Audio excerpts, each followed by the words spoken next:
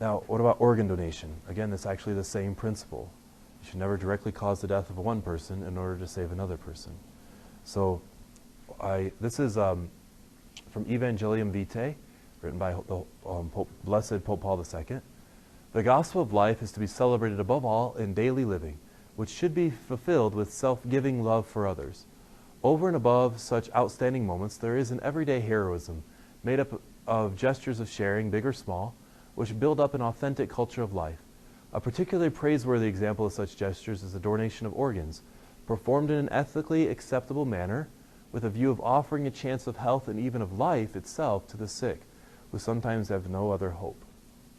And then the Catechism kind of reaffirms that. Organ transplants are not morally acceptable if the donor or those who legitimately speak for him have not given their informed consent. You can't steal an organ from someone. That's pretty basic, right? You can't just crack someone open. I'm going to take your spleen. No.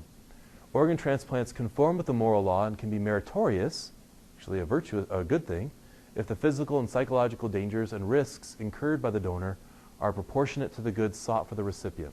It is morally inadmissible directly to bring about the disabling mutation or death of a human being, even in order to delay the death of another person, of other persons.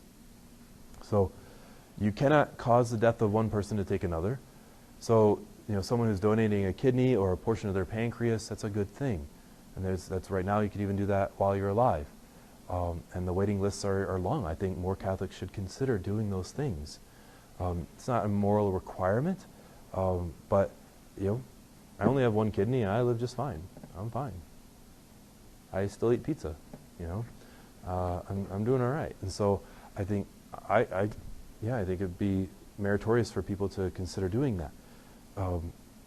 But the realm of, but obviously I can't give my heart to someone who's dying because I would die, you can't do that. But then there are moral ways. Now, what about a heart transplant then? Obviously no one lives without a heart. I can live without 2 kidneys, I can live with 1, but no one lives without a heart. So the USCCB in 1997 said this: post-mortem examinations must not begin until death is morally certain. Can't crack someone open until you're certain they're dead. Vital organs, that is, organs necessary to sustain life, may not be removed until death has taken place. The determination of the time of death must be made in accordance with responsible and commonly accepted scientific criteria. In accordance with current medical practice, to prevent any conflict of interest, the dying patient's doctor or doctors should ordinarily be distinct from the transplant team. The transplant team shouldn't be the one that determines death, because they're going to be pretty tempted to be like, oh yeah, he's dead. And so in a heart, this is where there is a moral way to do a heart transplant, but most hospitals don't do it the moral way. This is the problem. This is actually the reason why I'm not I took being an organ donor off of my driver's license, because there's no way to distinguish right now. My parents know my wishes, that I'd be happy to donate any organs after I die, but you got to wait till after I die. So this is where Catholic hospitals know these teachings. This is in the Ethical Religious Directive of healthcare workers that the USCCB put out. But the average secular hospital may or may not follow things morally. So in a Catholic hospital, what's going to happen? The person dies. Death is determined. Then you can take they're dead. You can take their organs and put them in someone else.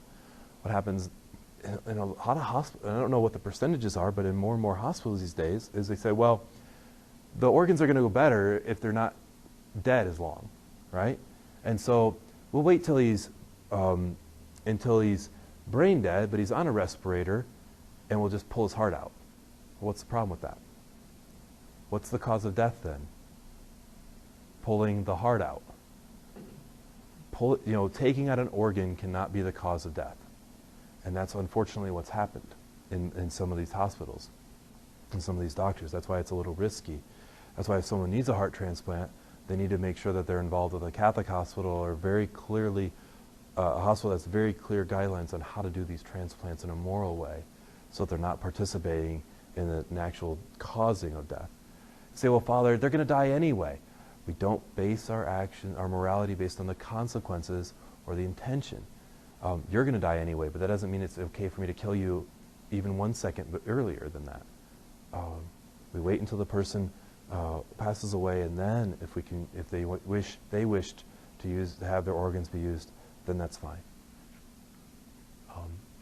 So vital organs such as the heart transplant, you have to be very careful. Go to a Catholic hospital or one that has very clear guidelines, because many times they take the heart or other vital organs while the person is still alive. Not okay. And that's the cause of death. No, not okay.